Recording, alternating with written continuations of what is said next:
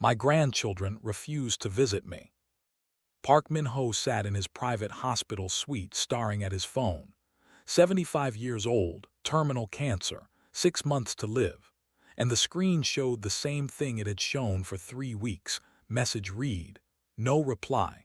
His grandchildren, Zoe, 14, and Marcus, 11, had blocked his number. The nurse entered with his medication. "Mr. Park, you have a visitor." Min-ho's heart leaped. Finally, his son, his grandchildren, but the woman who walked through the door made him freeze. Nia Thompson. The black woman he had disowned 15 years ago. The woman he'd told his son was unworthy of the Park family name. The woman whose children he'd called mongrels before they were even born. She stood in the doorway, calm, dignified, wearing a simple dress. Her natural hair framed her face. She looked at him with eyes that held no hatred, but no warmth either. "Nia," Min-ho whispered, his voice breaking. "Where are my grandchildren? Why won't they see me? Please, I'm dying, I need." She held up her hand, silencing him. "Mr. Park," she said quietly, "your grandchildren know exactly who you are. They know what you said about them. They know what you called me, and they made a choice." "But I've changed," Min-ho cried. "I was wrong, I was a fool. Please just let me see them once before I didn't come here to talk about forgiveness," Nia interrupted.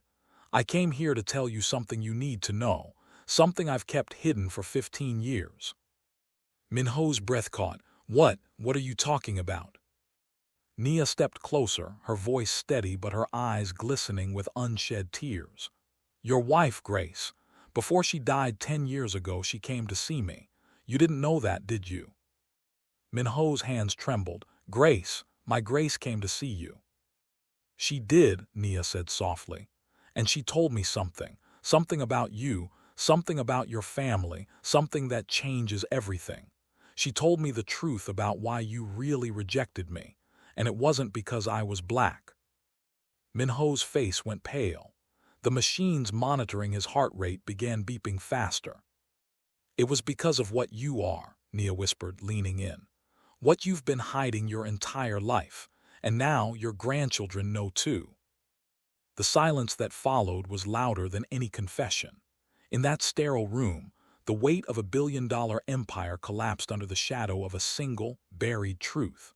Park Min-ho had spent decades building a fortress of pride, convinced that his wealth could bury his sins and that his bloodline was his greatest achievement.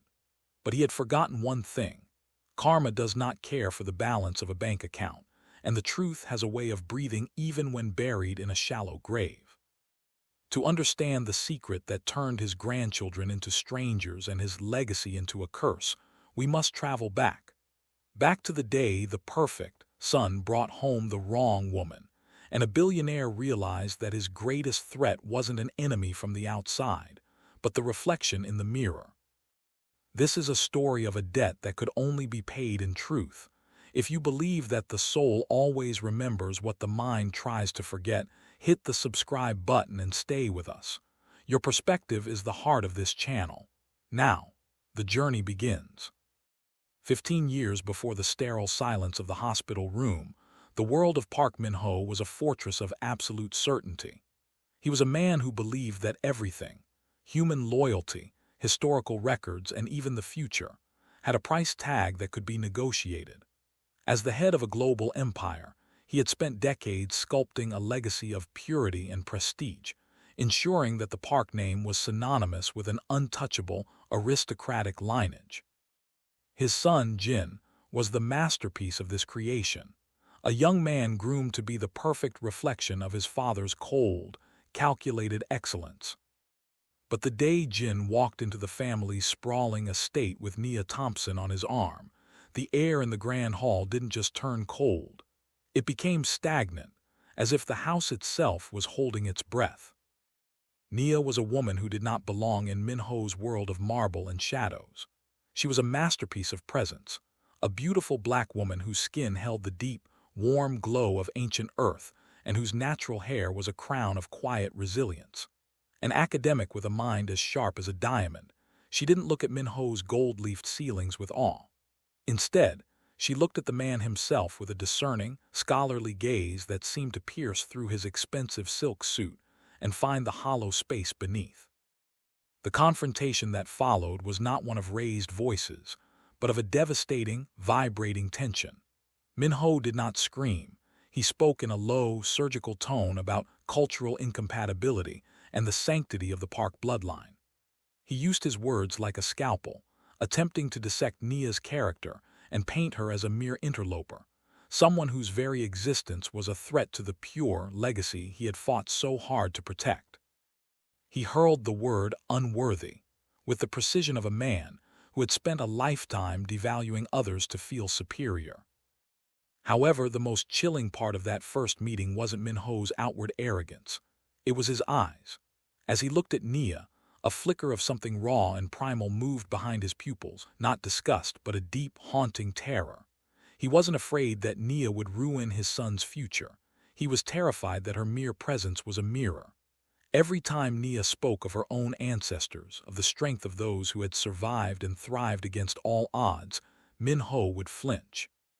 He looked at this unworthy bride and saw a ghost he had spent 50 years trying to bury. In that moment, Nia realized a truth that would take a decade to fully bloom. Min-ho wasn't protecting a legacy, he was guarding a lie.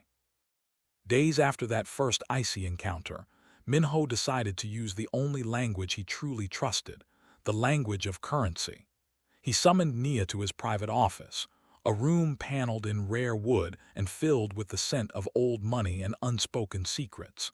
He didn't offer her tea or a seat. He simply slid a leather-bound folder across the desk. Inside was a check, the amount of which was enough to change the trajectory of an entire generation, a fortune that could buy a lifetime of comfort, education, and silence. Min-ho watched her with the predatory stillness of a man who had never met a person he couldn't acquire. To him, Nia was an equation to be solved, a problem that could be erased by adding enough zeros. He spoke of practicality and freedom, suggesting that with this money, she could find a life better suited to her background, far away from the complexities of the Park dynasty. He wasn't just offering her a way out. He was attempting to prove that her integrity was as fragile as his own. But as Nia looked down at the staggering sum, she didn't see a ticket to freedom. She saw a confession. She realized that the more money Min-ho offered, the more terrified he actually was. She looked up, not with greed or anger, but with a profound, scholarly pity that made Min-ho's skin crawl. She pushed the folder back toward him, her hand steady, her voice a calm ripple in the heavy silence of the room.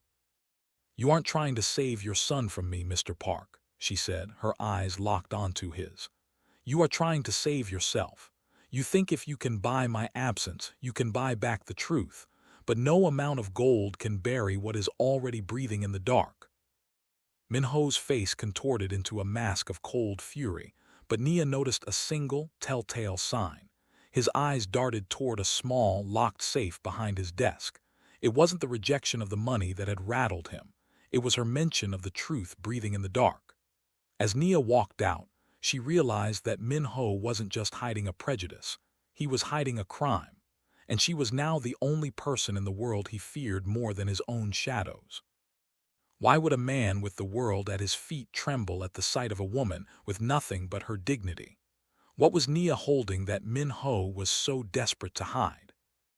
When the door to Min-ho's office clicked shut, the silence that followed was a declaration of war. Jin, having overheard the negotiation his father attempted, made a choice that shattered the Park lineage in a single afternoon. He didn't scream or plead. He simply walked out of the mansion with nothing but the clothes on his back and Nia's hand in his. They traded the cold, sterile luxury of the estate for a cramped studio apartment in a forgotten corner of the city, a place where the walls were thin, but the love was thick. The struggle that followed was a brutal education for the billionaire's son. Jin, who had never known the sting of a budget or the exhaustion of a 12-hour shift, worked 2 manual labor jobs to keep them afloat, while Nia continued her doctoral studies by the light of a single lamp. Their life was a stark contrast to the opulence they had left behind, but in the quiet of their small home, they found a peace that the Park mansion had never known. It was during these lean years that Nia began to notice the true strength of the man she had married, and the weight of the legacy he had walked away from. While packing away their few belongings during one of their many moves, Nia stumbled upon an old, dust-caked wooden box that had been tucked away in the bottom of Jin's trunk, a relic from his mother, Grace.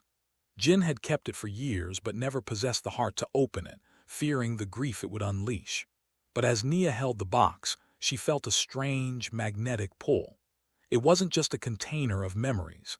It felt like a container of evidence. Inside, beneath a layer of yellowed lace and dried flowers, Nia found a series of letters written in a trembling hand, Grace's private journals.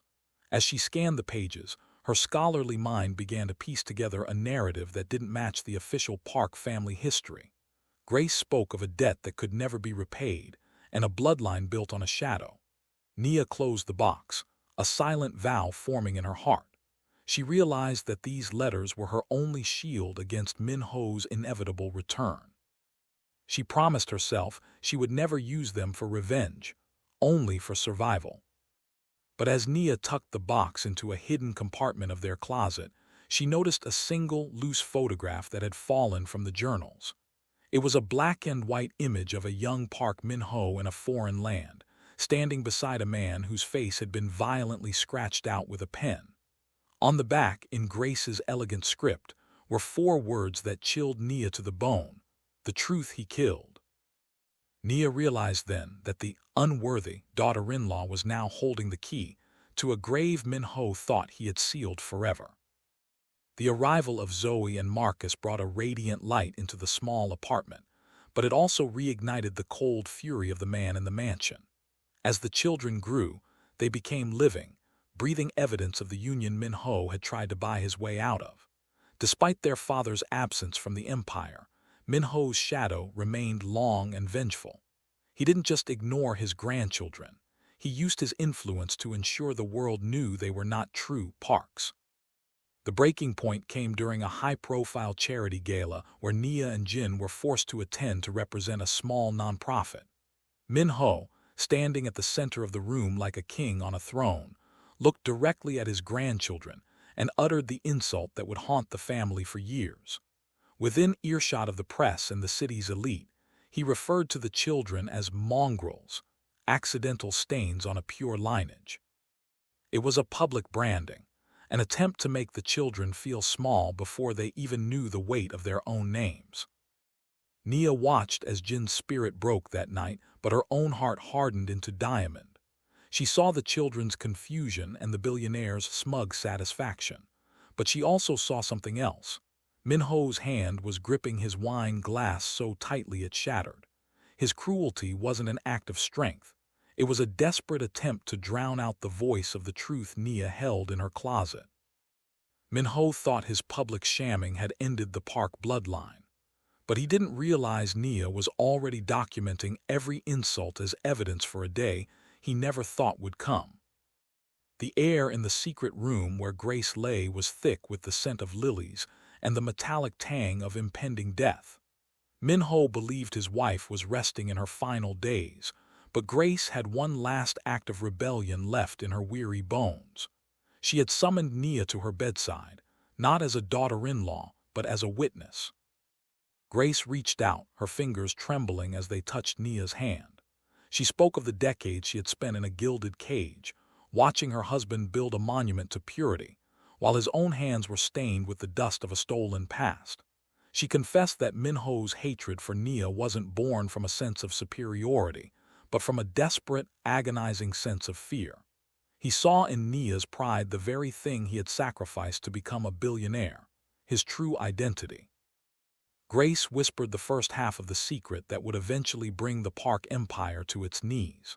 She revealed that the wealth that built their dynasty wasn't earned through genius, but through the systematic betrayal of a man who looked just like Nia's father, a man whose name had been erased from every contract and every history book by Min-ho's own pen. Grace gave Nia a key to a safe deposit box and a final warning. He will try to destroy your children because they are the living evidence of his greatest crime. Do not let him win. As Nia walked away from that deathbed, she realized that the mongrels Min-ho mocked were actually the rightful heirs to everything he owned. It makes you wonder, doesn't it? If your entire life was built on a lie, would you burn the world down just to keep the truth from coming home? Min-ho's response to Grace's death was not one of grief, but of cold, logistical calculation. With his wife's moral compass gone, he turned his full attention to the problem of Nia and her children. He launched what could only be described as a systematic erasure, a decade-long campaign where he used his billions to buy every connection, every record, and every witness that linked his son to the black woman he loathed. He didn't just want them gone, he wanted them to have never existed in the first place. Using a phalanx of high-priced lawyers and private investigators, Min-ho managed to squeeze Nia and Jin into a corner where they had no legal standing and no financial heir. He placed them on industry blacklists, ensuring that Jin could never find a job above minimum wage, and Nia's academic career was stalled by unseen hands at every university she applied to. He believed that if he made their lives a living hell, they would eventually crumble, and he could step in to save his grandchildren on his own terms. But Nia, fueled by the scholarly fire of her ancestors and the secret Grace had entrusted to her, made a radical decision. She didn't stay and fight a losing battle in Min-ho's playground of the courts. Instead, she chose to disappear.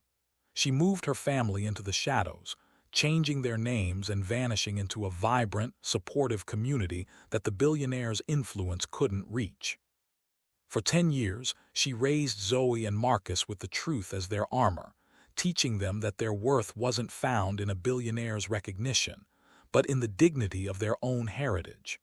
Min-ho spent a fortune looking for them, but he couldn't find people who didn't want to be found by a monster. The passage of a decade had transformed Park Min-ho from a titan of industry into a prisoner of his own anatomy. The terminal diagnosis didn't arrive with a bang, but with a series of quiet, clinical betrayals by a body that no longer cared for his billions. As the cancer moved through him with the same cold efficiency he once used to dismantle Nia's life, Min-ho found himself surrounded by the one thing his money could never banish: a deafening, absolute silence.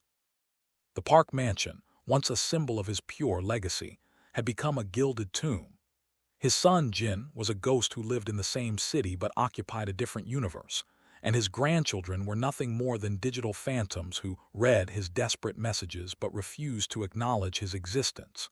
In the middle of the night, hooked to machines that hummed with the rhythm of his fatting life, Min-ho began to realize that he hadn't built a dynasty, he had built a vacuum. The power he had used to erase Nia had backfired, erasing the very bridge he now needed to cross into the next life. He was a man with numbing rights on skyscrapers, yet no one to call his name with love. Desperation drove him to hire one final investigator, not to destroy Nia, but to beg for her. He wanted a chance to buy back the years he had stolen, to offer his inheritance as a bribe for a single hour of his grandchildren's time. But when the report finally landed on his hospital bed, it wasn't a list of bank accounts or struggles. It was a photograph of Zoe and Marcus standing on a graduation stage, wearing honors cords and looking into the camera with the same piercing, unshakable dignity their mother possessed. They didn't look like Parks. They looked like survivors who had flourished in the very soil Min-ho had tried to salt.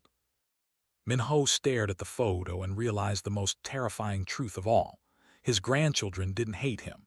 They had simply outgrown the need for him to exist. It makes you wonder, as you look at your Min-ho life, what is the point of owning the world if, in the end, your own blood looks at your legacy and sees nothing but a graveyard? And what would you do if you realized the mongrels you rejected were the only ones holding the key to your soul's final resting place? Desperate to feel a flicker of control before the darkness claimed him, Min-ho made one final, grandiose move. He didn't send a letter or a prayer. He sent a legal courier to Nia's doorstep. Inside the delivery was a set of documents that would make most people's hearts stop.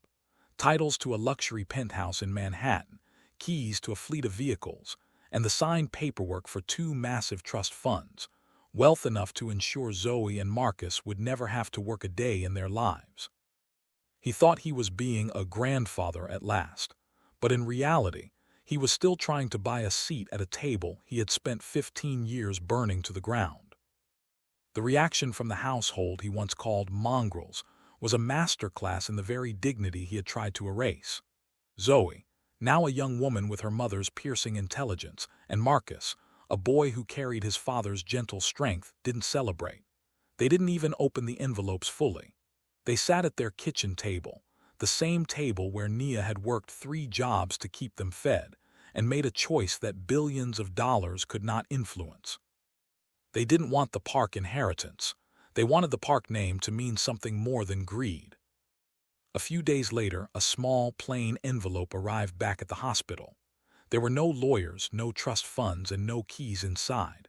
Only a single, handwritten note on simple notebook paper. It read, "Our mother taught us that gold cannot hide a hollow heart. We don't need your millions to know who we are, but you needed your millions to forget who you were. Please don't send anything else. We have everything we need in each other." Min-ho sat in his bed, the luxury car keys feeling like cold lead in his hands. He had offered them the world, and they had returned it like it was trash. Min-ho looked at that simple piece of paper and finally understood that the most expensive thing in the world isn't a penthouse. It's the respect of the people you've wronged. It leaves us with a question that stings the conscience. If you spent your life building a mountain of gold, only to find out your children would rather walk on the dirt than stand on your peak, was it ever really a mountain at all? Or was it just a pile of stones you'll have to carry into the next life alone? The rhythmic, mechanical sigh of the ventilator was the only sound in the room as Nia Thompson stood at the foot of Park Min-ho's bed. The man who had once moved mountains with a signature now looked like a fragile relic of a forgotten era. He looked at Nia, his eyes clouded with the realization that his billions were useless in the face of the silence he had created. He whispered a final, desperate plea, asking why she had truly kept the children away, convinced it was a punishment for his cruelty.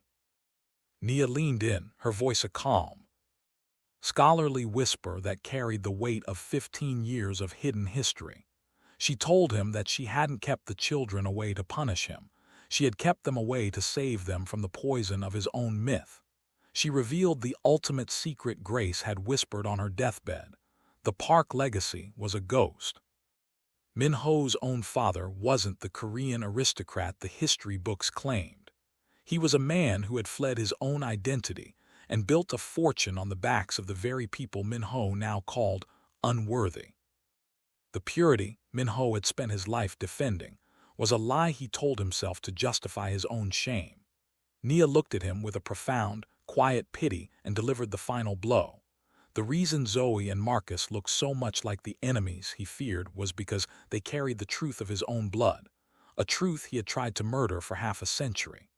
As Min-ho's heart rate began to fail, he realized that the black woman he had rejected was the only person in the room who truly knew who he was. He died not as a king of a dynasty, but as a man who had spent his life running from a mirror, only to find it waiting for him at the very end. As Nia walked out of the hospital and into the arms of her children, the Park empire began to dissolve behind her, proving that a house built on a lie cannot stand the weight of the truth. It leaves us with one final, haunting thought for the comments. If you found out your entire identity was built on a betrayal of your own soul, would you have the courage to change? Or would you, like Min-ho, wait until the only thing left to greet you was the silence of your own choices? What would you have done in Nia's position? Let's discuss it below. In the end, Park Min-ho died surrounded by the finest medicine and the most expensive comforts money could buy, yet he was utterly alone. He spent 75 years building a fortress of pride, only to realize that the mongrels he rejected were the only ones who possessed the very purity he claimed to protect. Nia, the woman he deemed unworthy, didn't just survive his cruelty. She built a legacy of honor that his billions could never touch. Now I turn the floor over to you. This story raises a question that cuts deep into our own lives. If you were in Nia's position, would you have ever walked into that hospital room to give a dying man the truth? Or is some betrayal so deep that silence is the only appropriate response? And for the men watching, do you believe a man can truly be successful if he sacrifices his own blood to protect a lie? Your perspectives are what make this community so special. Please share your honest thoughts in the comments below. I read and cherish every single one of them. If Nia's strength or the children's dignity touched your heart today, please give this video a like and subscribe to our family. We tell these stories because your voice and the truth always matters. Until next time, remember, a fortune built on a lie is just a heavy burden to carry. We'll see you in the comments.